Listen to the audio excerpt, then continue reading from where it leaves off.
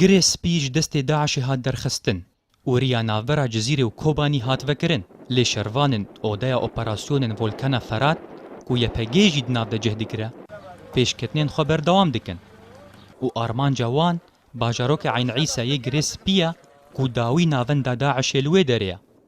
بەریک و بەرێ خوا بدن باژارۆکێ سڕین لە باشوورێ کۆبانی داک و داوی لە هەبوونە داعشێ لە هەموو دەرێن دەردۆرا ریا ڕۆتکۆ یان ناودەوڵەتی بینن نهار یا رۆتکۆ یان ناودەوڵەتی ji çemê Feratê heta cizîrê bi temamî di destê hêzên yepegê û volkana Ferat de ye lê çekdarên Daişê tenê li du bajarokên derdora wê rêyê mane yek ji wan jî bajarokê Ayn Îsa ye 35 kîlometran dikeve başûrê Girêspî û şervanên volkana Ferat li wir lêgerînê dikin tevî ku hejmareka zêde ji çekdarên Daişê têde nemane bajarokê din jî Sirîn e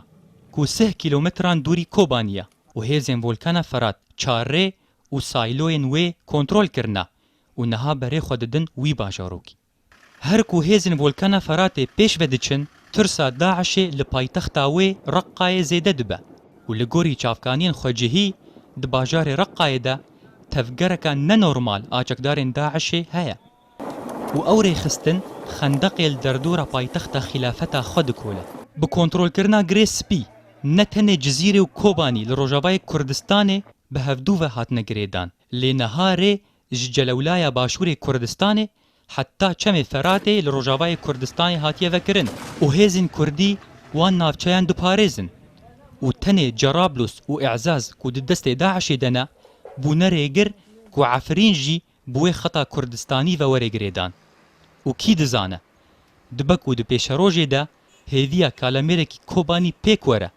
ew jî ku xeteka otobîsan ji Efrînê heta Celewlayê dest bi kar bike. Muhyiddin Hüseyin, Rûdaw.